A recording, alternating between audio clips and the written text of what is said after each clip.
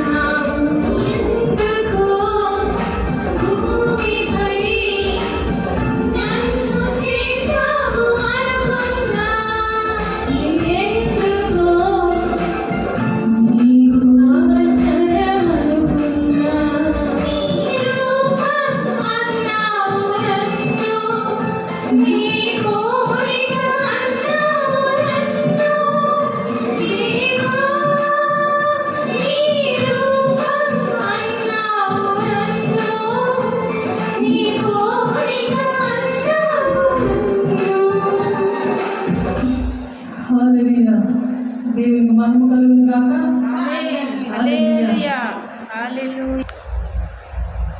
యెహోవా నాటిన చెట్లు. ఏం చెట్లు అవి? ఎవరు నాటారు? యెహోవా మనుషుల్ని చేశారు. యెహోవా నాటారు ఆ చెట్లు. మనుషులు నాటిన చెట్లు ఈ భూలోకంలోనే ఉంటాయి, కొంతకాలమే ఉంటాయి. కానీ యెహోవా నాటిన చెట్లు అవి యుగాలు కూడా ఫలిస్తూ ఉంటాయి. 12 నెలలు కాపు కాస్తాయి. అది ప్రకటన గ్రంథంలో ఉండదు అది. కాబట్టి యెహోవా నాటిన చెట్లు ఏంటంటే మస్తకి వృక్షం అన్నమాట. దాని పేరు మస్తకి వృక్షం. మరియు యెహోవా నాటిన చెట్లను వారికి పేరు పెట్టబడును. ఎక్కడుంది ఆ మాట? ఎవరికి చెందుతుంది ఆ మాట? ఎవరు ఆ చెట్లు అంటే యెషయా 61వ అధ్యాయం 3వ వచనంలో ఉంది. ఎక్కడుంది? 61. యెషయా గారు ప్రవచించారు. ఇది ఆ ప్రవచనాలు ఎవరైతే దేవుడి మాట వింటారో వాళ్ళ పట్ల నెరవేరుతాయి, అందరి పట్ల నెరవేరవు. పాత నిబంధనలో ప్రవచించారు ప్రవక్తలు, అనేక మంది ప్రవక్తలు, దేవుని బిడ్డలు ప్రవచించారు. వాళ్ళు ప్రవచించింది ఇప్పుడు దేవుని బిడ్డలు కూడా అంచె దినాల్లో ప్రతి ఒక్కరి మీద ఆత్మను కుమ్మరిస్తానని యోవేలు ప్రవక్త ప్రవచించాడు. ఆ యోవేలు గారు ప్రవచించింది నూతన నిబంధనలో అపోస్తలుడైన పౌలు గారు రాస్తారు 2:17లో, అంచె దినముల మీద అందరి మీద నేను ఆత్మను కుమ్మరిస్తాను. ఇప్పుడు అంచె దినాల్లో ఉన్నాం కాబట్టి యవనులు దర్శనాలు చూస్తారు, వృద్ధులు కలలు కంటారు, మీ కుమారులు మీ కుమార్తెలు ప్రవచిస్తారు అని వాక్యం చెప్తుంది. అలాగే యెషయా గారు ప్రవచించారు మస్తకి వృక్షం కోసము. యెహోవా నాటిన చెట్లు అవే అన్నమాట అని దేవుడు వారికి పేరు పెట్టారు. మస్తకి వృక్షానికి యెహోవా నాటిన చెట్లు ఎళ్ళు అని యెహోవా దేవుడే పేరు పెట్టారు, మనుషులు పెట్టలేదు. ఎవరు అంటే సియోనులో దుఃఖించు వారికి. సియోను అంటే దేవుని సన్నిధి. సియోను కుమార్తె ప్రసవ వేదన కలిగి పిల్లలు మాట ఉండదు, అంటే సువార్త భారము. దేవుని పిల్లలు దేవుని రాజ్యానికి తీసుకువెళ్ళాలనే భారం అనేది కలుగుతుంది వాళ్ళలోని. వాళ్ళకి ఏమిస్తారంట? సియోనులో దుఃఖించే వారికి ఏమిస్తారు? ఉల్లాస వస్త్రము. ఉల్లాసం అంటే ఏంటి? సంతోషం. పట్టు చీర కట్టుకుంటేనే సంతోషం కాదు, ఏ బట్టలు వేసుకున్నా వాళ్ళకి సంతోషమే, ఏ ఆహారం తిన్నా వాళ్ళకి సంతోషమే. ఎందుకు కారణం ఏంటి చెప్పండి? ఉల్లాస వస్త్రం ఇచ్చాడు ఆయన. ఎవరికి? సియోనులో దుఃఖించే వారికి. సియోన్ అంటే దేవుని సన్నిధి. దేవుని సన్నిధిలో కన్నీరు పెడతారు కదా. తిమోతి రాసిన పత్రిక మొదట తిమోతి రాసిన పత్రిక, తిమోతికి రాసిన మొదటి పత్రిక 2వ అధ్యాయం 1-2 వచనాల్లో సంపూర్ణమైన భక్తి కలిగి ఉండి, మాన్యతైన భక్తి అంటే అపోస్తల బోధలో ఉండి, మనుషులందరి కోసం, రాజుల కోసం, దేశం కోసం అన్నమాట, ప్రపంచమంతటి కోసం మీరు ప్రార్థన చేయండి. కారణం ఏంటి? అర్హత చెప్పారు, సంపూర్ణమైన భక్తి, మాన్యతైన భక్తి. అందరి కోసం ప్రార్థన చేయమన్నారు, అర్హత కూడా ప్రార్థన చేయకూడదు. అది సియోనులో ప్రార్థన చేస్తారు. సియోను అంటే ఆ సంపూర్ణమైన భక్తి కలిగి ఉండి దేవుని సన్నిధిలో దేవుని ఆలయంగా, మీ దేహము దేవుని ఆలయమే ఉన్నదని మీరు ఎరుగరా అంటున్నారు. ఆ దేహం ఎలా ఉండాలి? దేవుని ఆలయంగా ఉండాలి. ఆ మనిషి ఎలా ఉండాలి? దేవుని సన్నిధి అనుభవిస్తూ, దేవుని సన్నిధి, దేవునితో అనుక్షణము దేవుడు మాట్లాడుతూ తండ్రి చిత్తాన్ని నెరవేరుస్తూ ఉంటే కన్నీరు వస్తుంది. దానికి ఇతరుల కోసం కన్నీరు వస్తుంది. శరీరానుసారమైన దుఃఖం కాదు, అది ఆత్మానుసారమైన దుఃఖము రక్షణార్థమైన మారు మనసును కలుగు చేస్తుందని వాక్యం చెప్తుంది. అనేక మందిని రక్షించడానికి, దేవుని రాజ్యానికి నడిపించడానికి కావలసిన దుఃఖముతో ఉంటారు కదా.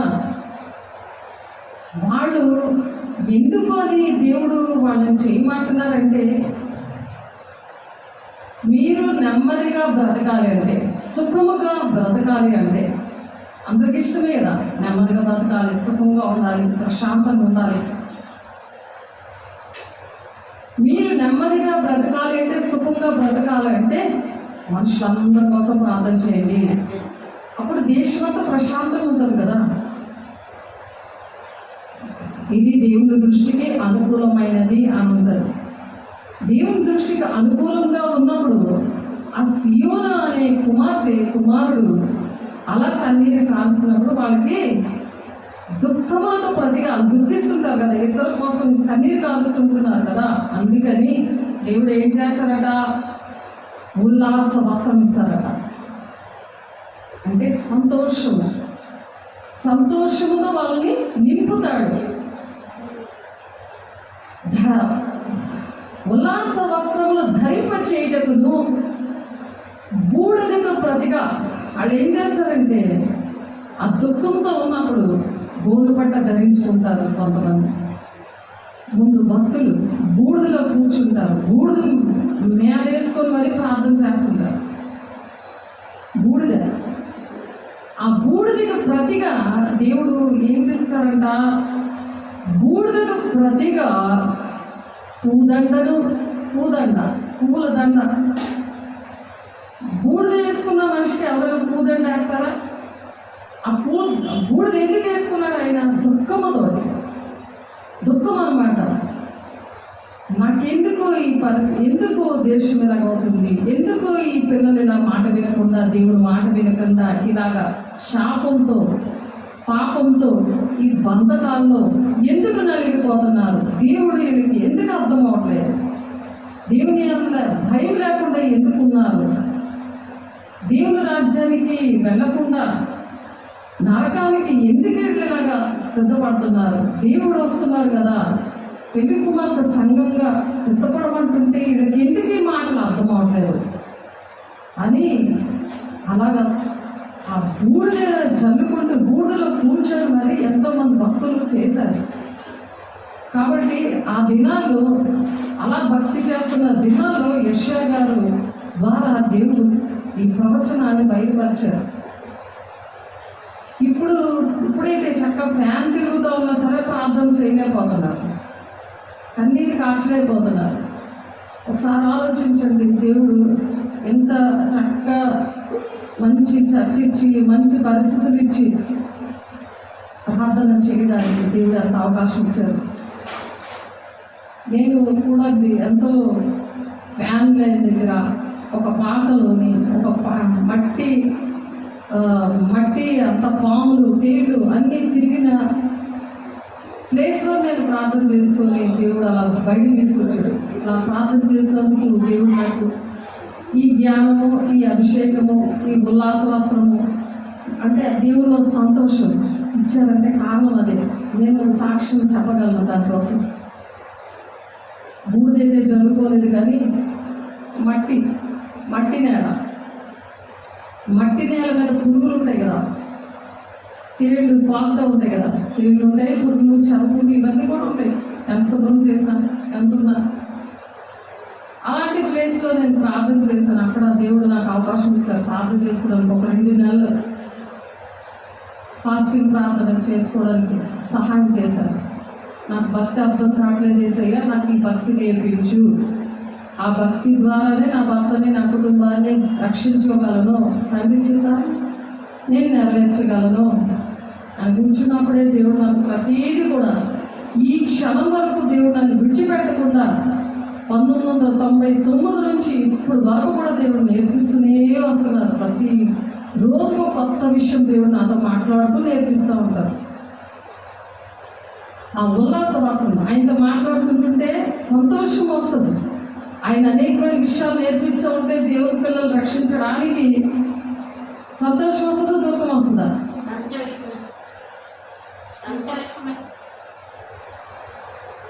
ఇంకా ఏమిస్తారంటున్నారు? బూడిదకు ప్రతిగా భూదండను, దుఃఖములకు ప్రతిగా ఆనంద తైలమును. ఆనంద తైలం హెబ్రీ 1:9 ఉంటుంది ఆ మాట. తీద్దాం ఆ మాట చూస్తాను. ఫిబ్రవరిలో రాసిన పత్రిక 1వ అధ్యాయము 9వ వచనం.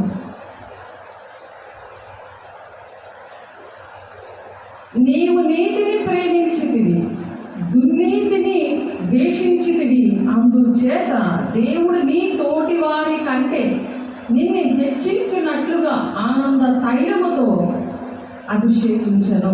ఇందాక పాటలో కూడా దేవా నన్ను అభిషేకించను, నన్ను ఎందుకు చేసావో ఈ భూమి మీద నాకు అప్పుడు తెలియలేదయ్యా, నాకు తెలిసేలాగా ఇలాగ చేసావయ్యా అని పాడుకున్నాను. ఎంత భాగ్యం అది. అలా తెలుసుకున్నందుకు దేవుడు ఏం చేశారు, నీ తోటి వారి కంటే నిన్ను హెచ్చించినట్లుగా నిన్ను గొప్ప చేయాలని, నువ్వు రాకుమార్తెగా రాకుమారుడిగా యాజక సమూహముగా రారాజు బిడ్డగా ఉండాలని ఆనంద తైలముతో నిన్ను అభిషేకించాను. అప్పుడు ఆనందం ఉంటారా? చెప్పండి. నాకు అది కావాలి ఇది కావాలని ఏమైనా మైండ్లో ఉండదు కదా. అలాంటప్పుడు నేను పేద్దాన్ని అని ఉంటుందా? రారాజు బిడ్డలు ఎవరో నేను పేద్దాన్ని అంటారా? లంపలు వాయించుకుంటారు గట్టిగా.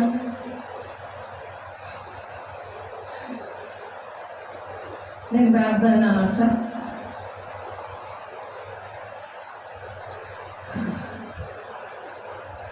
నీ తోటి వారి కంటే నిన్ను హెచ్చించినట్టు ఆనంద తైలముతో నిన్ను అభిషేకించాలంటున్నాడు. అందుకే ఆనందం ఉంటుంది ఆ మనిషి, సంతోషం ఉంటుంది, ఎక్కడున్నా సంతోషమే. ఎందుకు అంటే ఆ దుఃఖపడ్డావు కదా, ఇంకొక కుటుంబం కోసం దుఃఖపడ్డావు కదా, ఇంకో కుటుంబం పాడైపోతుంది, ఇతరుల కోసం దేవుని పిల్లల కోసం బాధపడుతున్నావు కదా, మతం కులం భేదం లేకుండా అయ్యో ఈ బిడ్డలు నశించిపోతారు, వీళ్ళకి ఏం తెలియదు, ఎందుకు భూమిపై దేవుడు ఎందుకు నన్ను చేశాడు అని ఎందుకు ఆలోచించలేకపోతున్నారు, దేవుడు ఎందుకు తన రూపంలో చేశాడు అని ఎందుకు అర్థం చేసుకోవట్లేదు, ఎందుకు ఈ బాధ బుద్ధిహీనులు వారి దుష్ట ప్రవర్తన చొప్పున బాధ తెచ్చుకుంటారని ఉంది వాక్యం. ఆ దుష్ట ప్రవర్తన ఎందుకు విడిచిపెట్టలేకపోతున్నారు, ఎందుకు బాధ తెచ్చుకుంటున్నారు దేవుని మాట వినకుండా? అటువంటి వారి కోసం ప్రార్థన చేసినందుకు వారికంటే దుఃఖములకు ప్రతిగా ఆనంద తైలమును, భారభరితమైన ఆత్మకు ప్రతిగా స్తుతి వస్త్రమును స్తుతిస్తూ ఉంటారు. ఎప్పుడు కూడా ఏడరు, దేనికోసం ఆశపడరు, ఎప్పుడు స్తుతి వస్త్రం ఇచ్చేసాడు వాళ్ళకి. ఎప్పుడు దేవుడు స్తుతించడమే, దేవా వందనాలయ్యా, దేవా నీకు స్తుతులయ్యా. రోడ్డు మీద కూడా చేతులు ఎత్తి గబుక్కున చేతులు పేరు మీద లేచిపోతాయి. అవి వాళ్ళకి స్తుతి వస్త్రం ఇచ్చాడని లేక, ఆహా దేవా నాకు స్తుతి వస్త్రం ఇచ్చావయ్యా, నీకు వందనాలయ్యా. ఇప్పుడు చిన్న దేవుడు మనం చిన్న కార్యం చేస్తే చాలు, దేవా వందనాలయ్యా, నీకు స్తుతులయ్యా, నన్ను ఇంతగా ప్రేమించావా, ఈ భూమి పైన నన్ను ఎందుకు చేసావు, నా కోసం అన్నీ ఆలోచిస్తున్నావయ్యా, నాకు ఏది కావాలో నేను అడగకముందే ఊహించి వాటికంటే నేను అత్యధికంగా దీవిస్తున్నావయ్యా, నేను నీ పిల్లల విషయంలో నేను దుఃఖపడుతున్నాను, అందుకే నన్ను ఎంత ప్రేమిస్తున్నావు అని స్తుతి వస్త్రం ఇచ్చాడంట. దుఃఖమునకు ఆత్మ, ఇది ఆనంద తైలం భరితమైన ఆత్మకు ప్రతిగా స్తుతి వస్త్రమును వారికి ఇచ్చుటకును ఆయన నన్ను పంపి ఉన్నాడు. యెహోవా తనను మహిమపరచుకొనున్నట్లు నీకును మస్తకి వృక్షములని ఆయనకు మళ్ళీ ఏం తీసుకున్నాడు, ఆయన నన్ను యెహోవా తనను మహిమపరచుకున్నట్లు ఆయన మహిమపరచుకుంటున్నాడు. ఎంత మంచి బిడ్డలు అంటున్నారు, దేవునికి ఎంత గొప్ప తెస్తున్నారు వీళ్ళు. అది ఆయన మహిమకరమైన కార్యాలు కదా ఇవన్నీ కూడా, అవునా కాదా? ఆయన మహిమకు తెచ్చే కార్యాలా కాదా? మహిమ కార్యాలు చేస్తున్నారు, అందుకని ఆయనకి మహిమ తెచ్చినట్టుగా ఉన్నారని వారికి ఏం చేస్తున్నారు, అయినా యెహోవా తనను మహిమపరచుకున్నట్లు నీతి అను మస్తకి వృక్షములని, వారి పేరేంటి, నీతి అనే మస్తకి వృక్షాలు అన్నమాట. నీతి అను మస్తకి వృక్షములని యెహోవా నాటిన చెట్లని వారికి పేరు పెట్టబడును. యెహోవా నాటిన చెట్లు అనే మాట నేర్చుకున్నాము. యెహోవా నాటిన చెట్లు అంటే ఎవరు? నీతిగా ఉన్నవాడు, దేవునికి మహిమకరంగా ఉన్నవాడు, స్తుతి వస్త్రము కలిగిన వాడు, ఇంకా ఏంటి ఆనంద తైలముతో అభిషేకించబడిన వారు, బూడిదకి ప్రతిగా పూదండ చేసుకున్నవాడు. ఆ చెట్టుకి అలాగా, ఆ చెట్టు అనే మనిషికి అలాగా అలంకారము దేవుని విషయంలో అటువంటి ఆ ఉల్లాస వస్త్రం ఇస్తాడనమాట. పూలని వేసుకున్న వాళ్ళు ఏడ్చుకొని ఉంటారా? ఎంతో ఆనందంగా ఉంటారు కదా, ఎంతో ఘనంగా ఉంటారు కదా. ఎవరైనా ప్రేమిస్తే కదా వేస్తారు. ఆ మస్తకి వృక్షంగా ఉన్న వాళ్ళకి పూదండ వేస్తారు. వాళ్ళ దేవునికి మహిమకరంగా ఉన్నారని, దేవునికి మహిమ తెచ్చారని. మరి దేవునికి అవమానం తెచ్చేటట్టు ఉండొచ్చా? ఎప్పుడు సంతోషంగా ఉండాలి కానీ పురుకోళ్ళ ఉండొచ్చా?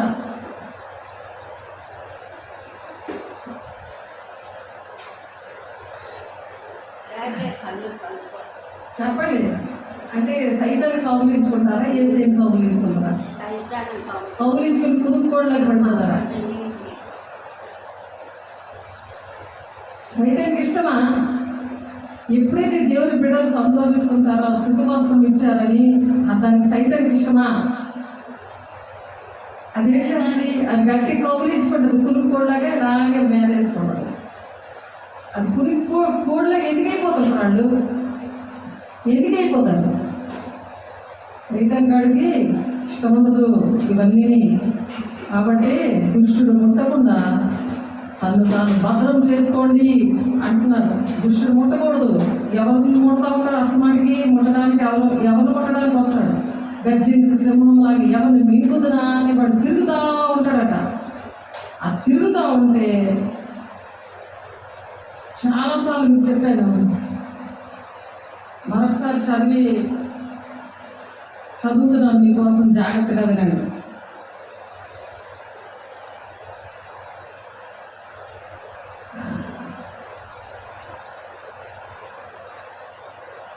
మొదటి యోహాను పత్రిక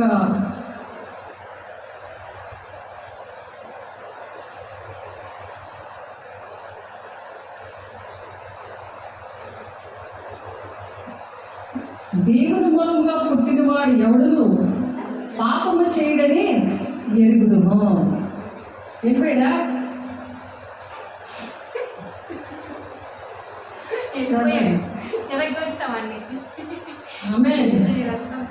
చెప్పండి. ఏం చేయాలి? మొదటి యోహాను 5వ అధ్యాయము 17వ వచనంలో ఉంది, దేవుని మూలంగా పుట్టిన వాడు ఎవడును పాపము చేయడని మనం ఎరుగుదుము. దేవుని మూలంగా పుట్టాము, మనం పాపం చేయము అని మనకు తెలుసు. కానీ దేవుని మూలంగా పుట్టిన వాడు తన్ను భద్రము చేసుకున్న గనుక దుష్టుడు వాడిని ముట్టడు. భద్రం చేసుకోవాలా వద్దా? భద్రం చేసుకుంటేనే దుష్టుడు ముట్టడు. ఆడు ముట్టాడంటే ఏంటొస్తుంది? ఫోటో చేస్తాను ఈసారి.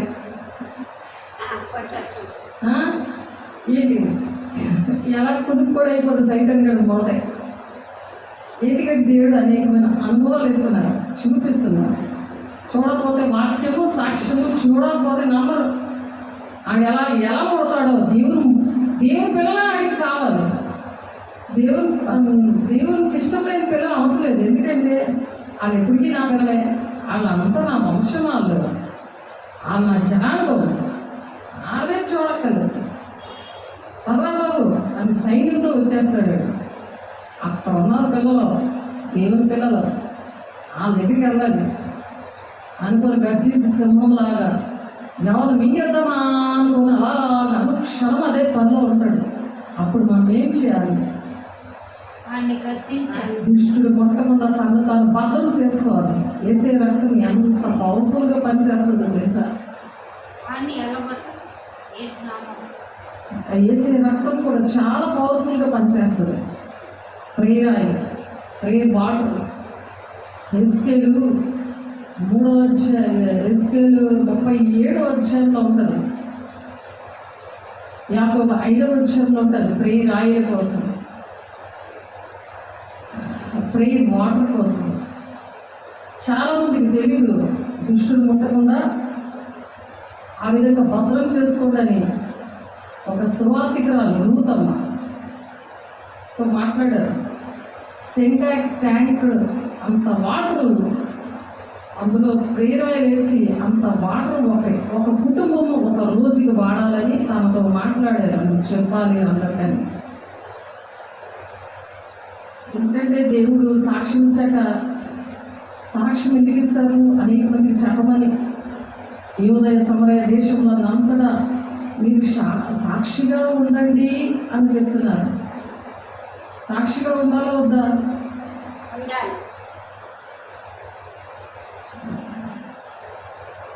కాబట్టి నేను మీ మీద శుద్ధ జలము చల్లుతున్నాను,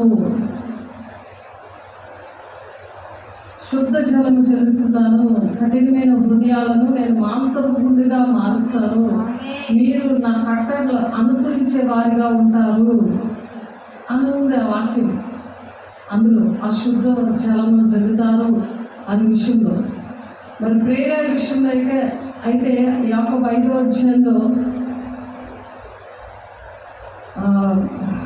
ఎవరైతే అనారోగ్యంగా ఉంటారో వారి చర్చిలో ఉన్న పెద్దలు వెళ్ళి వాళ్ళకి నూనె రాస్తే వాళ్ళకి విడుదల వస్తుంది అన్నమాట.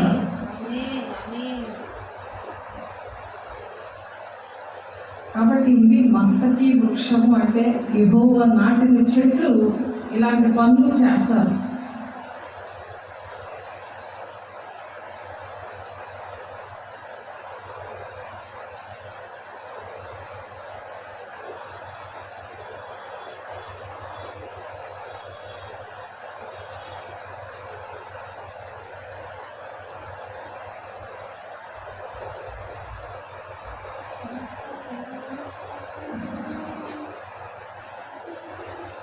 ఇర్మియా 17:7-8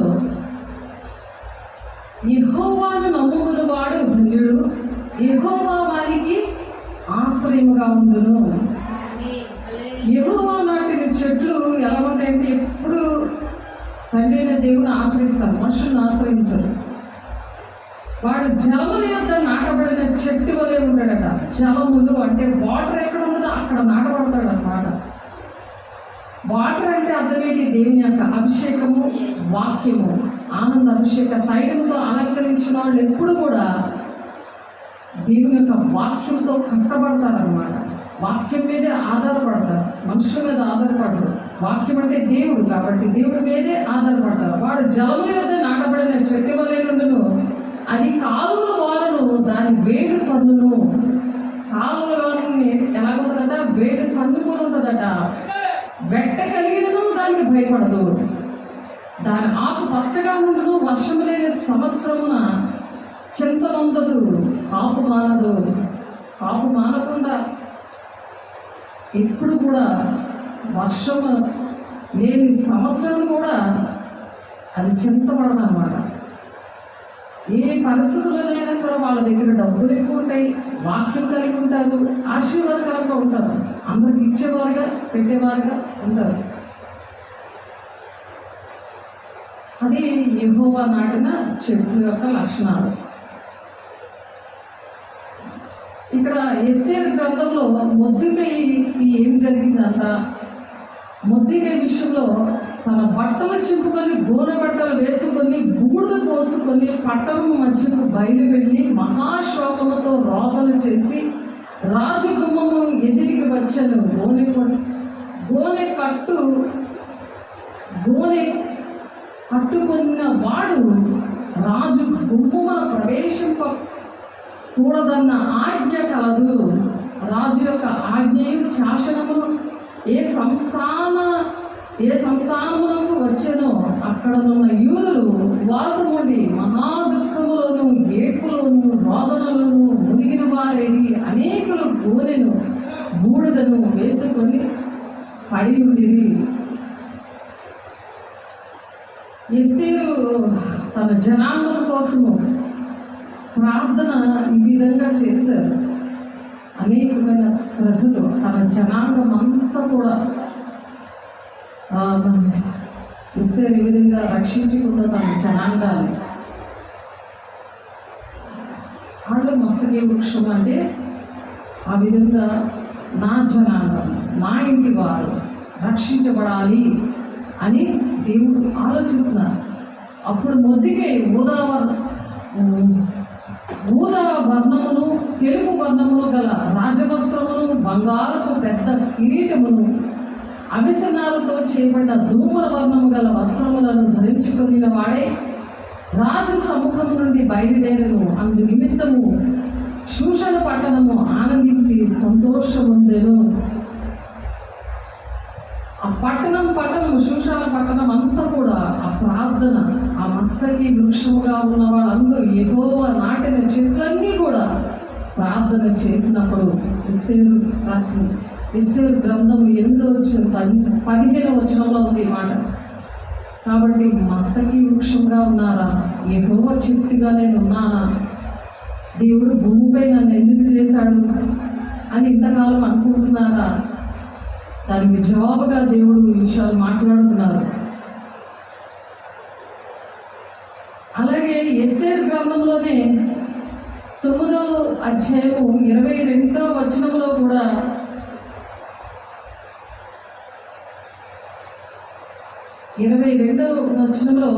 విందు చేసుకొనుచు సంతోషముగా నుండి ఒకరికొకరు బహుమానములు దరిద్రులకు కానుకలను పంపతగిన దినములన్నీ వారికి స్థిరపరిచారు. అనేక మందికి ఇచ్చేవారుగా దేవుడు కానుకలు, బహుమానాలు దరిద్రులు అంటే పేదవారికి వారు ఇవ్వడానికి తగిన దినములన్నీ కూడా వారికి స్థిరపరచడంట. అంటే కంటిన్యూగా ఇవ్వడానికి దేవుడు వారిని అట్టి విధంగా ఆశీర్వదించారంట. అలాగే కీర్తనలు రాశారు దావీదు గారు. 92వ కీర్తన 12 నుండి 17 వచనాలు చదువుకుందాము. నీతిమంతులట ఖర్జూర వృక్షం వలె మొమ్మవేయుదురు, లెబనోను మీద దేవదారు వృక్షం వలె వారు ఎదుగుదురు. యెహోవా మందిరంలో నాటబడిన వారే వారు మన దేవుని ఆవరణంలో వర్ధిల్లుతూ ఉంటారంట.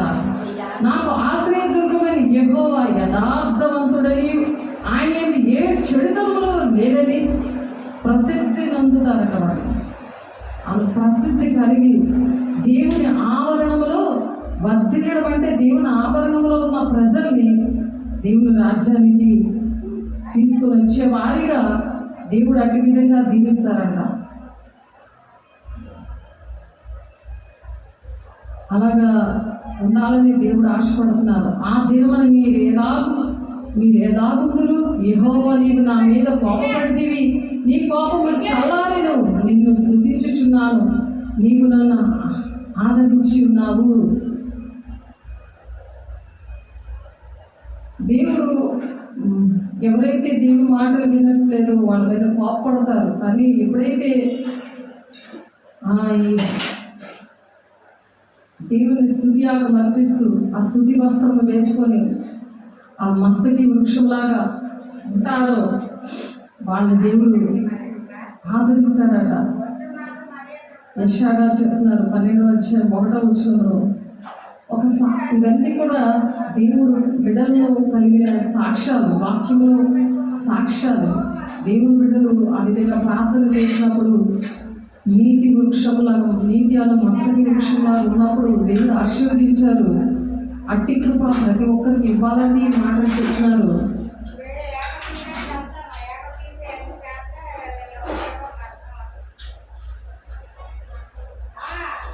ఆ నీతి మంత్రంలో ఉన్న వాళ్ళ కోసము మరి యెషయా గారు 20-21 వచనాల్లో ఆ మాటలు చదువుతున్నారు. నీ సూర్యుడు ఇకను అస్తమింపడు. ఈ సూర్యుడైతే అస్తమిస్తున్నాడు, కానీ ఆ సూర్యుడు నీతి సూర్యుడు అన్నమాట. నీ సూర్యుడిగా అస్తమింపడు, నీ చంద్రుడు క్షీణింపడు, యెహోవాయే నీకు నిత్యమైన వెలుగుగా ఉండును. ఆయన నిత్యము నీతో వెలుగుంటారు. కాసేపు లోకము, కాసేపు దేవుడు, కాసేపు కన్నీరు, కాసేపు నా జీవితం ఏంటి, ఎందుకు ఈ అప్పులు, ఈ బాధలు అని ఇంట్లో వాళ్ళు చూసి, మనుషులు చూసి, బంధువులు చూసి, ఉద్యోగంలో చూసుకొని బయటికి వెళ్ళినప్పుడు కొన్ని శోధన కలిగినప్పుడు కాసేపు చీకటి ఆవరిస్తూ ఉండడం, అనారోగ్యాలు రావడం, ఇలాంటివి ఏమీ ఉండకుండా నిత్యము నీతి సూర్యుడు అంటే ఎప్పుడు కూడా వాళ్ళ మీద యెహోవాయే నీకు నిత్యమైన వెలుగుగా ఉంటాడంట. ఆమేన్. ఆ నిత్యమైన వెలుగుగా ఉండి నీ దుఃఖ దినములు సమాప్తములాయను అంటారు. ఎప్పుడైతే నీతిని మస్తకి వృక్షములా ఉంటావో, దేవుని పని చేయడానికి ఇష్టపడతావో, దేవుని బిడ్డల విషయంలో కన్నీరు కారుస్తావో, అప్పుడు నిన్ను వెలుగుగా చేస్తాడట. నీ దుఃఖ దినములు అన్నీ సమాప్తమైపోతాయట. దుఃఖం ఉండదు అందరికీ, కానీ సమాప్తం అవ్వాలి కదా. అవి ఎప్పటికి సమాప్తం అవుతాయి అంటే ఆ చంద్రుడు క్షీణింపడట, సూర్యుడు కూడా హస్తమిచ్చాడంట. నీకు నిత్యమైన వెలుగుగా ఆయనే ఉంటాడంట. ఆ సూర్యుడు చంద్రుడు ఎవరు? దేవుడు అన్నమాట. హస్తమయం నిత్యము వెలుగు అన్నమాట దాని అర్థం. నీ జనులందరూ నీతిమంతులే అందరూ. ఇంకా నీ జనులందరూ నీతిమంతులుగా ఉన్నప్పుడు నీకు చింతేవి, ఎవరితో కూడా అందరితో కూడా సంతోషం అన్నట్టు, అప్పుడు సమాధానం ఉన్నప్పుడు ఇంకా దేవులు అన్ని సమాప్తములైనట్టే కదా. అందుకే మొదట నీతిని రాజ్యాలు వెతకండి, మీ పరలోకం తెలుసు మీకు ఏది కావాలో.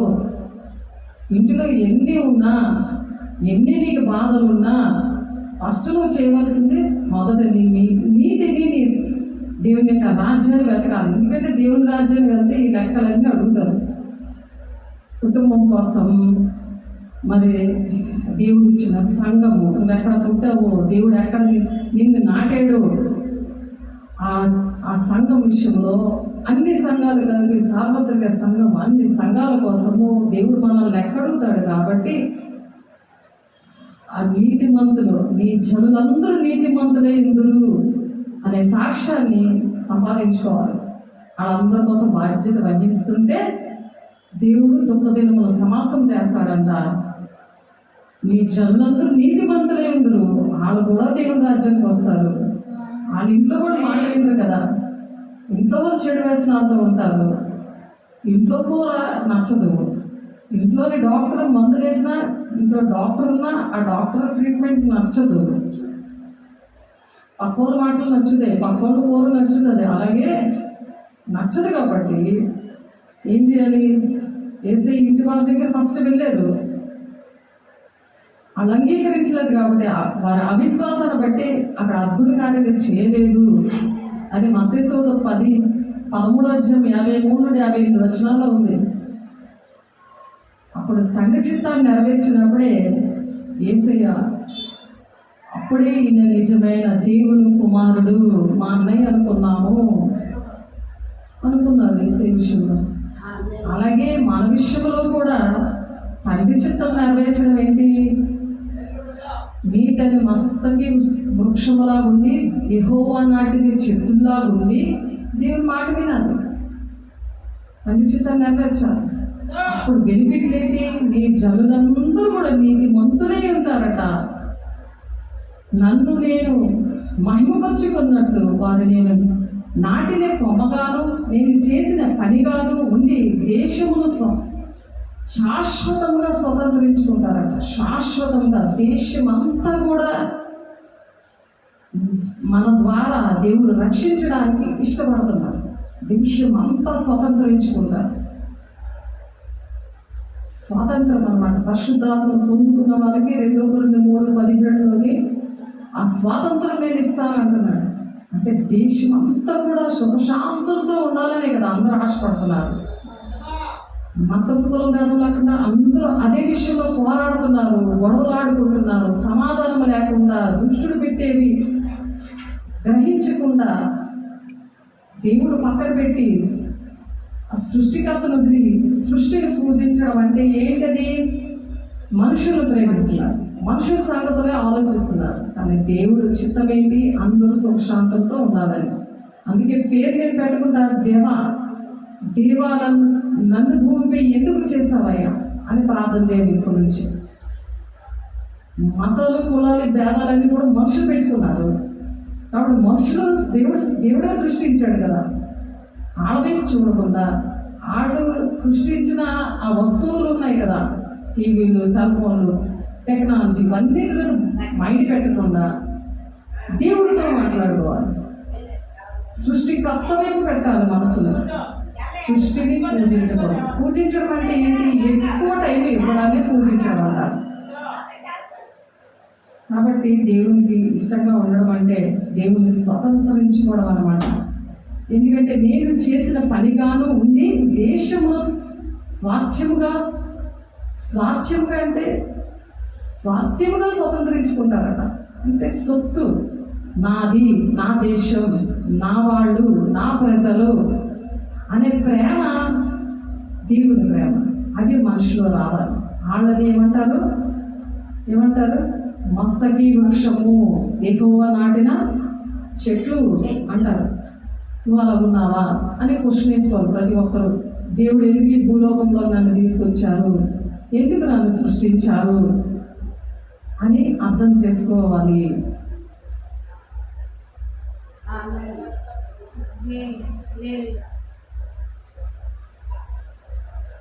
ఈ రోజు నుండి అటువంటి ప్రార్థన చేయాలి. అనుక్షణం అలా చెక్ చేసుకోవాలి. ప్రతి ఒక్కరు రక్షణలోకి వస్తారు.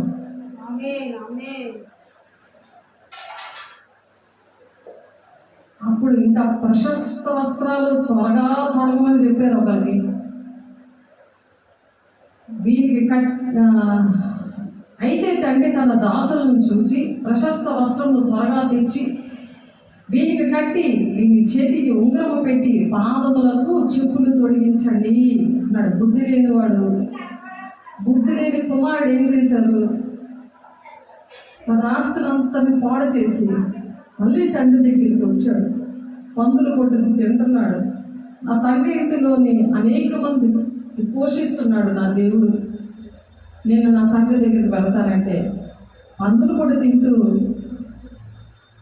తమ చిన్న కొడుకు పందిలాగే తయారయ్యాడు. పందిని వాళ్ళని ముద్దులాడతారా? కానీ ముద్దులాడాడు. ఆ పందిని నేనే ప్రభా అనుకొని రావాలి తండ్రి దగ్గర. చెదిరిపోయిన గొర్రెలు పందిని కొట్టి తింటున్నారు. లోకంలోని శాపంలో నశించిపోతున్నప్పుడు తండ్రినే దేవుడు చేర్చుకుంటాడు. ఎలాంటి పాపనైనా దేవుడు క్షమిస్తాడు. కానీ పశ్చాత్తాపం రావాలి. ఈ భూమిపై నన్ను ఎందుకు చేశావు బాబా? నీ తండ్రి చిత్తాన్ని నెరవేర్చకపోతే నేను దేవుని రాజ్యానికి వెళ్ళను. అక్రమం చేయవాలన్నా నా అద్దరుని కొండి మీరెవరో నాకు తెలియదు అంటాడు. ఇప్పుడు వచ్చామనుకో, ఆ పంది కొట్టు తింటున్న ఆ చిన్న కుమారుని తండ్రి ఎలాగైతే ఉంగరము పెట్టాడో, ప్రశస్త వస్త్రాలు ధరించండి అని పనులకి చెప్పాడో, మంచి చెప్పులు వేయండి అని పెద్ద విందు చేశాడో, అలాగే ఇష్టపడుతున్నాడు. నువ్వెక్కడున్నా రావాలి, నువ్వు బాప్తిసం తీసుకున్నావు, నీ సన్నిధిలో ఎన్నో మేలు పొందుకున్నావు, నువ్వెక్కడున్నావు అని అడుగుతున్నావు. దేవుడు అడుగుతున్నారు మిమ్మల్ని. దేవుడు న్యాయపీఠం లెక్కప్ప చెప్పాలి ప్రతి విషయంలో కూడా. నీకు దేవుడు ఏ పని అప్ప చెప్పారు? సంఘంలో ఏసే శరీరంలో అవయవంగా ఉన్నావు కదా. సంఘానికి నువ్వు మేలు కలుగున్నావా? శోధన తెచ్చే సంఘం అభివృద్ధి చెందడానికి, దేవుని రాజ్యం కట్టడానికి, నేను పెడితే నీ రాజ్యం కట్టుకోవడానికి శరీరానుసారంగా దుఃఖపడుతున్నావా, ఆత్మానుసారంగా దుఃఖపడుతున్నావా అని అడుగుతున్నారు. ఇంకా 15:22 ఉంది. ఈ మాటలన్నీ కూడా బుద్ధి లేని వాడు తన ఆస్తిని అంతటిని అమ్ముకుని తిన్నాడు. అనగా దేవుని స్వాస్థ్యం అనే దేశం అనేది దేవుని స్వాస్థ్యం. మనకి దేవుని స్వాస్థ్యంగా దేవుడు ఇచ్చారు. దేవుని సొత్తైన ప్రజలుగా దేవుడు ఎంచుకున్నారు. దేవుని పిల్లల్ని అనేక మంది నశించిపోతుంటే నిన్ను యెహోవా నాటిన చెట్టుగా దేవుడు చేశాడు. భూమిపై నిన్ను అందుకు దేవుడు సృష్టించాలని జ్ఞాపకం చేస్తున్నారు. దేవుని మాటలను బట్టి బాగా అర్థం చేసుకుంటారని ఒక్కొక్క విషయము ఒక్కొక్కటి వాక్యము చదివి మరి మీరు చదువుకోవాలి, దాన్ని పట్టుకొని ప్రార్థన చేసుకొని పశ్చాత్తాపడినప్పుడు దేవుడు వాడుకోవడానికి ఇష్టపడుతున్నారు. తండ్రి చిత్తాన్ని నెరవేర్చే దేవుని రాజ్యంలోకి మీరు వెళ్ళి అనేక మందిని తీసుకెళ్ళడానికి సిద్ధపరచడానికి దేవుడి మాట చెప్తున్నారు. మీరు బహుగా ఫలించడం వలన నా తండ్రి మహిమపరచబడును అంటున్నారు. ఎవరికి మహిమ ఇది? మనుషులుగా మనకు కాదు, మన పేర్లు రాకూడదు బయటికి, మనకి మహిమ వద్దు, దేవునికి మన తండ్రి మీరు బహుగా ఫలించాలి. ఫలించడం వలన నా తండ్రి మహిమపరచబడును, ఇందువల్ల మీరు నా శిష్యులగుదురు. ఆయన శిష్యులుగా ఉంటారా? సైతం శిష్యులుగా ఉంటారా? ఇప్పుడు ఎవరు శిష్యులుగా ఉన్నారు అని క్వశ్చన్ మార్క్ అన్నమాట వేసుకోవాలి. ఎవరికి వాళ్ళే. యోహాను రాసిన పత్రిక 15:8 ఉంది ఈ మాట.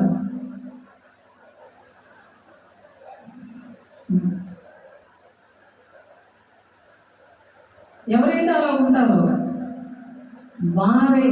వారే క్రీస్తు దినములకు నిష్కపటులను నిర్దోషులను కావాలని ప్రార్థించుచున్నాను. అలాగే వాళ్ళు నిష్కపటులుగా ఉండాలి, నిర్దోషులుగా ఉండాలి. ఇలా క్వశ్చన్ వేసుకుంటే అప్పుడు నిర్దోషులుగా అవుతారు, సర్చ్ చేసుకుంటారు. అలా నిర్దోషులుగా మనం ఉంటాం అన్నమాట.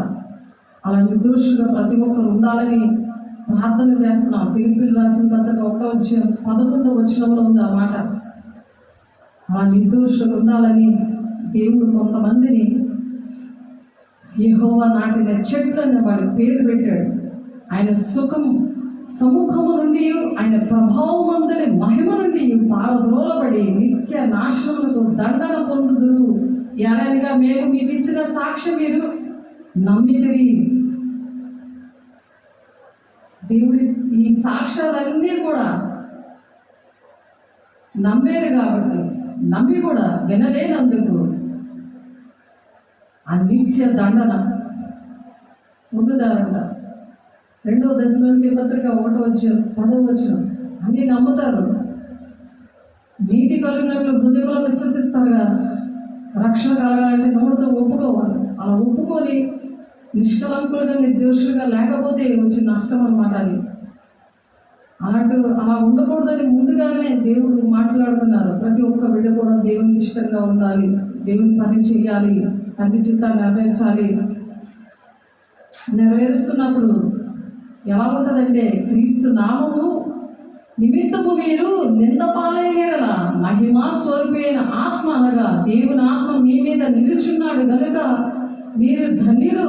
ఎందుకంటే దేవుడు కూడా అలాగా అనేకమైన నిందలు అవమానాలు శిలువ మీద తన ప్రాణాలు పెట్టాడు. భయంకరమైన ఆ శిలువ యాగం అది ఎవరు చేయలేరు. యాక్టింగ్ చేయగలరేమో కానీ నిజంగా అది చేయలేరు. 1 పేతురు రాసిన పత్రిక 4:14 ఉంది. ఆ ఆత్మ వాళ్ళలో ఉన్నప్పుడే ఆ నిందలు భరించగలరు అన్నమాట. ఆ దేవుని ఆత్మ వాళ్ళ మీద ఉన్నది కాబట్టి మీరు సంతోషించండి, మీరు ధన్యులు. ఆ నిందలు అవమానాలు కావాలంటే దెబ్బలు భరిస్తే మీరు ధన్యులు అంటున్నారు. అర్థమైందా? ఎందుకంటే దేవుని ఆత్మ మీ మీద ఉంది, అందుకు మీరు ధన్యులు అంటున్నారు.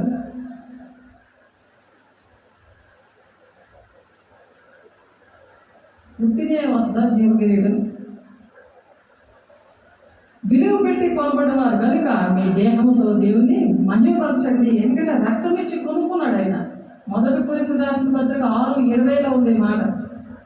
జాగ్రత్తగా చదువుకోండి. విలువ పెట్టి కొనబడిన వారు కనుక మీ దేహంతో దేవుని ఇలా మహిమపరచండి.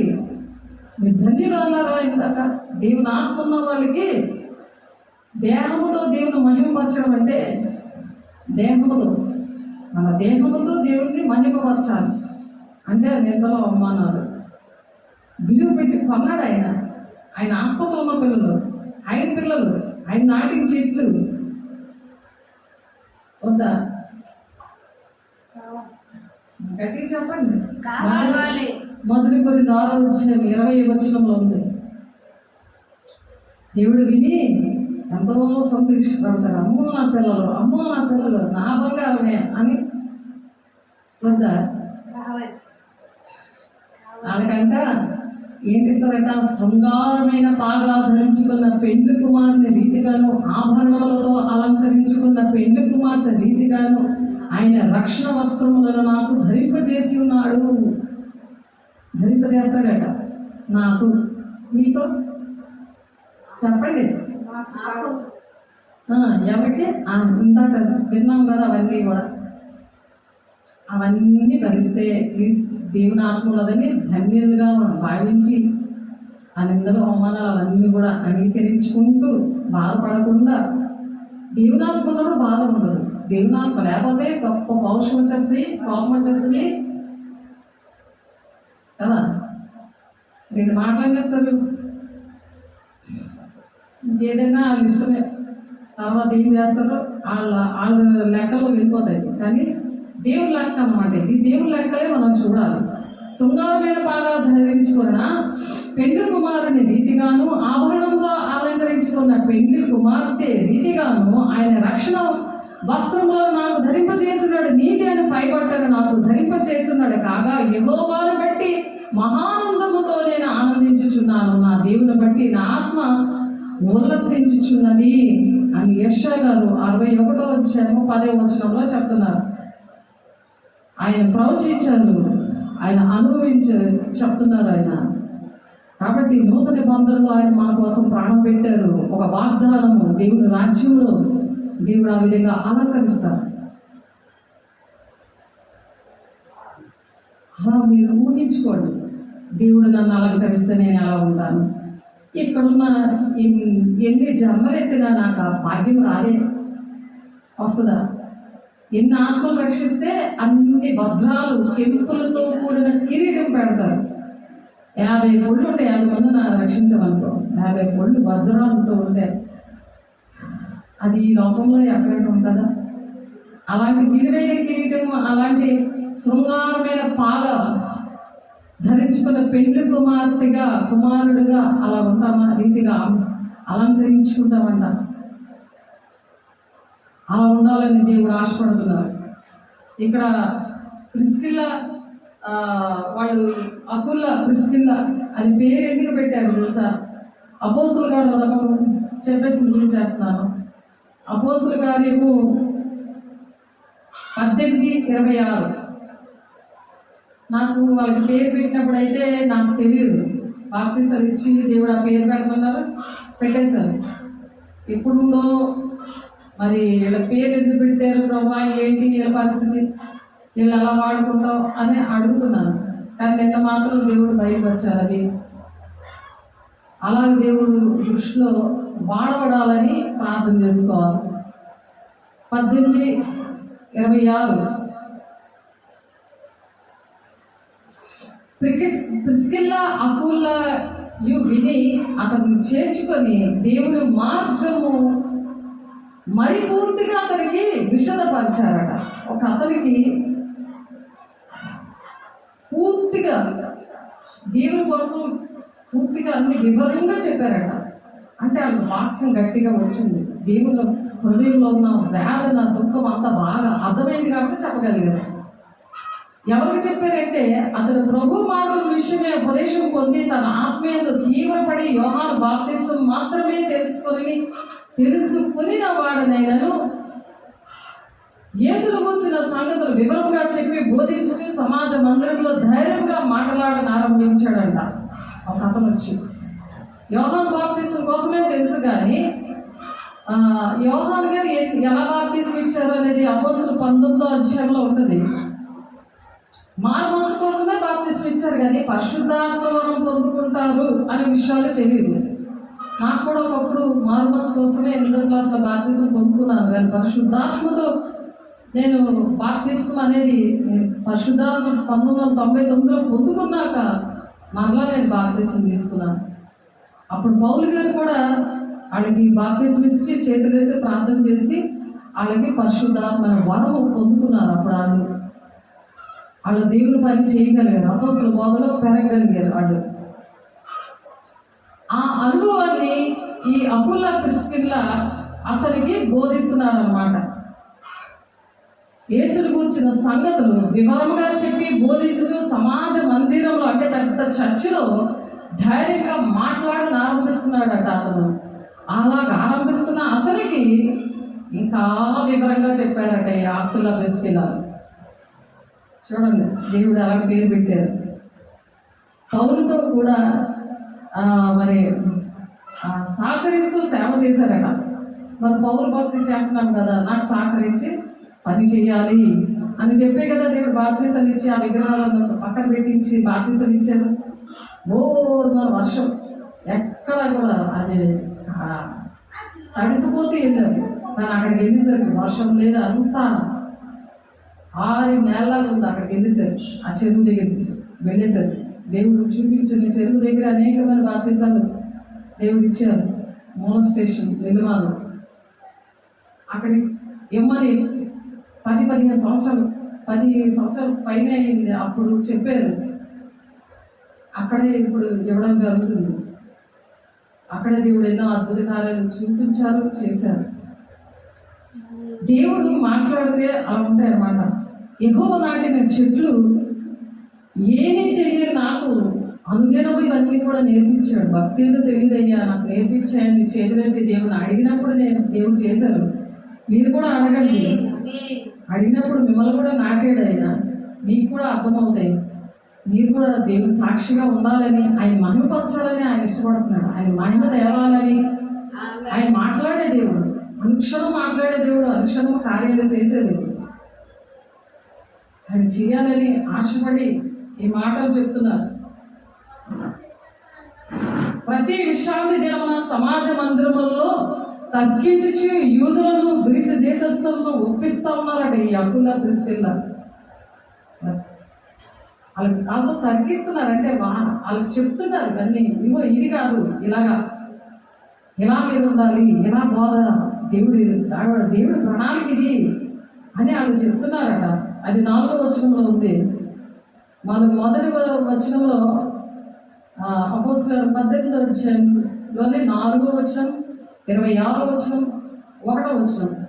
అటు తర్వాత పౌలు ఏథెన్సు నుండి బయలుదేరి కొరింథునకు వచ్చి పొంతు వంశీయుడైన అకుల అను ఒక యూదుని అతని భార్య అయిన ప్రిస్కిల్లాను కనుగొని వారి భార్య వద్దకు వెళ్ళాను. ఈ పౌలు గారు అలా పరిచయం అయ్యారు. నాకేమో ఇక్కడ జనగుడులో ఇలా పరిచయం అయ్యారు. కానీ వాళ్ళకి దేవుడు పేరు పెట్టమన్నారు, కానీ వాళ్ళ దేవుడు ఇలాగ ఆశీర్వదిస్తాడని నేను అనుకోలేదు. చాలాసార్లు చనిపోవలసిన వాళ్ళ దేవుడు హాస్పిటల్ ఉంది, మరి అక్కడ నుండి వస్తారని ఎవరు కూడా అనుకోలేదు. ఎవరు కూడా అది మీరు గ్రహించాలి. అందుకు దేవుడి మాటలు చెప్తున్నారు. ఇవన్నీ వినేవారు కాకుండా చేసేవారుగా ఉండాలి అని చెప్తున్నారు దేవుడు. మరి ఆ అటువంటి వారికి ఆ జీవ కిరీటం కూడా ఇస్తారని యాకోబు 1:12 వచనంలో శోధన జయించేవాడు ధన్యుడు, అతడు శోధనకు నిలిచిన వాడే ప్రభు తన్ను ప్రేమించి వారికి వాగ్దానము చేసిన జీవ కిరీటము పొందును. ఆ జీవ కిరీటంలో అన్ని పొళ్ళు ఉంటాయి, పొడులు. ఎంతమంది అనేకమైన జనులకే చెప్తున్నారు. అది దేవుడి ప్రణాళిక, తండ్రి చిత్తం అది. నేను అది చేసే చనిపోతానయ్యా, నువ్వు నాకు ఆ శక్తి ఇవ్వడానికి రోజు నాకు వేసే శరీరం రక్తం ఇస్తున్నావు, నాకు వారానికి 3 సార్లు నీ వాక్యాన్ని వినిపిస్తున్నావు, నాకు చదివించావు, ఇంగ్లీష్ మాట్లాడడం నేర్పించావు. నేను నా భర్త వైపు లేకపోతే నా కుటుంబం వైపు నా మానవుల వైపు ఎవరి వైపు నేను చూడను, నీ వైపు చూస్తున్నాను. నాకు చేయని దేవా, నేను సిద్ధంగా ఉన్నానయ్యా. నేను ప్రతి పాపాన్ని ఒప్పుకొని విడిచిపెడతాను, మరి చెయ్యనయ్యా. ఆ పాతవన్నీ నాలో నుంచి తీసేయి, నీకు ఇష్టం లేనివన్నీ నాలో నుంచి తీసేయని కన్నీరు పెట్టుకుని ఆయన పాదాల దగ్గర ఆ మెట్ల దగ్గర మోజాడితే దేవుడు ఏమిస్తారట? జీవ కిరీటం ఇస్తారట. అలాగే 2 తిమోతి 4:8 ఇక మీదట నా కొరకు నీతి కిరీటం ఉంచబడి ఉన్నది. ఇక మీదట ఎక్కడి నుంచి ఏముంది? నీతి కిరీటం. ఇందాక జీవ కిరీటం, ఇది నీతి కిరీటం. ఇక మీదట నా కోసము జీవ కిరీటం ఉంచబడి ఉన్నది. ఆ దినమందు నీతి గల న్యాయాధిపతి అయిన ప్రభువు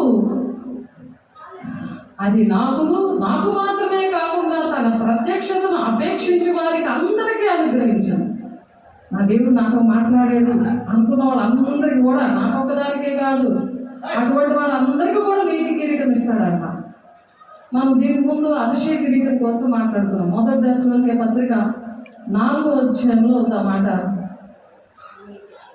మొదటి అతిశయ కిరీటం 2 అనుకుంటాను, మొదటి దశలోని పత్రిక 2వ అధ్యాయంలో ఉందన్నమాట. అతిశయ కిరీటం అంటే ఎంతమందిని అయితే రక్షిస్తారో వాళ్ళు మీరే కదా నా అతిశయ కిరీటం అంటారు. వాళ్ళు చూపించి దేవుడు అడుగుతారమ్మా, ప్రతి ఒక్కరిని అడుగుతారు. మన ఒక్కరినే కాదు, ప్రతి ఒక్కరిని అడుగుతారని దేవుడు మనకి యూట్యూబ్ ఛానల్ ఇచ్చారు. వినేసి వదిలేయడం కాదు, ఎంతమందో దేవుడు వినాలని ఆశపడుతున్నారు. మొదటి దశలోనికే పత్రిక 2వ అధ్యాయం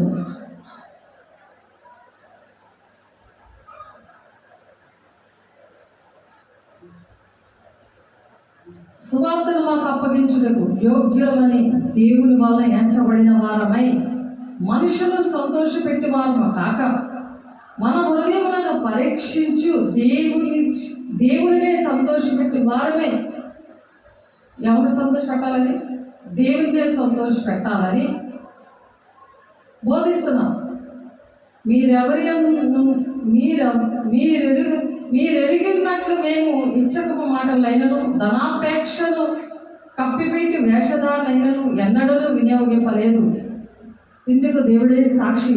మరియు మేము క్రీస్తు యొక్క అపోస్తులమై ఉన్నందున అధికారము చేయటకు సమర్థులమై ఉన్నను మీ వల్లనే కానీ ఇతరుల వల్లనే కానీ మనుషుల వల్ల కలుగు ఘనతను మేము కోరలేదు.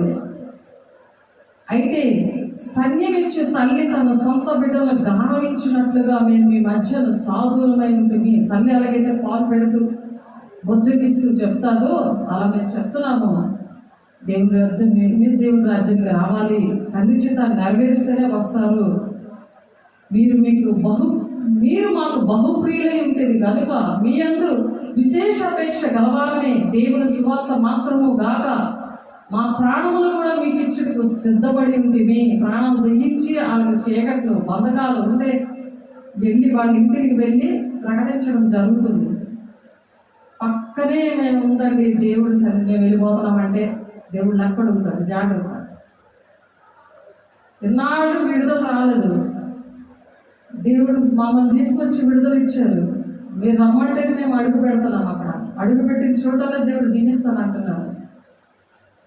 కానీ ప్రతిదీ దేవుని లెక్కలో వస్తుంది. సహోదరులారా, మా ప్రయాసన కష్టము మీకు జ్ఞాపకం ఉన్నది కదా. మీరు ఎవరికైనా భారముగా ఉండకూడదని రాత్రి పౌల కష్టము చేసి జీవనం చేసి మీకు దేవుని సువార్త ప్రకటిస్తున్నాము. మేము విశ్వాసం లేని మీ ఎదుట ఎంత భక్తిగాను నీతిగాను అనిత్యముగాను ప్రవర్తించడమేమో దానికి మీరు సాక్షులు. దేవుడు సాక్షి అని చెప్తున్నారు. దేవుడు ఈ మాట దీవించుగాక. ప్రార్థన చేసుకుందాం. పరిశుద్ధాత్మ దేవుడా నీకు వందనాలు ప్రభు. ఇంతవరకు మాతో మాట్లాడారు ప్రభు, నీకు వందనాలు. తన రాజ్యములకు మహిమకును మిమ్మల్ని పిలుచున్న దేవునికి తగినట్లుగా మీరు నడుచుకోవాలని మీరు ప్రతి భాగ్ని హెచ్చరించుచు ధైర్యపరచుచు సాక్ష్యం ఇస్తున్నామని చెప్తున్నా ప్రభా. అయ్యా తండ్రి, తన బిడ్డలు ఎదుట నడుచుకునే రీతిగా మీలో ప్రతి వాణియడ్ల మేము నడుచుకోవాలని మేము ఎలా నడవాలో దానికి బహుమానాలు ఏంటో అయా ప్రతిదీ కూడా వివరించి చెప్తున్నారు. మమ్మల్ని యెహోవా నాటిన చెట్లు అని ప్రభు ప్రతి ఒక్కరితోటి కూడా మాట్లాడుతున్నారు. అయ్యా వందనాలు. అయ్యా వినగలిగే చెవులు, గ్రహించగలిగే మనసులు నాయన ప్రతి బిడ్డగా అనుగ్రహించండి. నూరంతలు ఫలవంతంగా అయా వాక్యాన్ని నాయన ఫలింపు దయచేసి నీ సాక్షిగా నిలబెట్టుకొని ప్రతి ఒక్కరిని ప్రభు నీ రాజ్యాన్ని వారసులుగా ఉండి ప్రభు ఇచ్చిన ప్రతి ఒక్క బహుమానాలు మరి సిద్ధపడిన సంఘముగా తన యొక్క పాటలోనే మీరు నాయన రాబోతున్నారు ప్రభు. చెవి గలవాడు వినుగాక సంగములతో ఆత్మ చెప్పుచున్న మాట అని చెప్తున్నాం నాయన. అయ్యా జ్ఞానేంద్రియాలు తెరవండి, మాట్లాడండి. మీరే దర్శించి మీరే ఆకర్షించి సమస్త మహిమ ఘనత ప్రభావాలు మీరు ఒక్కరే పొందుకుంటున్నందుకు వందనాలు స్తోత్రాలు చెల్లిస్తూ యేసయ్య పరిశుద్ధ నామములో బ్రతిమలాడి వేడుకుంటున్నాం తండ్రి. ఆమేన్. తండ్రి యొక్క దీవెన, కుమారుని యొక్క కృప, పరిశుద్ధాత్మ యొక్క నిత్య సహవాసం సకలోక పరిశుద్ధులకి వాక్యానుసారంగా నడుస్తున్న ప్రతి ఒక్క వీడికి సదాకాలము తోడే నడిపించును గాక. ఆమేన్. దేవునికి వందనాలు. God bless you. దేవుడు మిమ్మల్ని మీ కుటుంబాలు దీవించును గాక. ఆమేన్.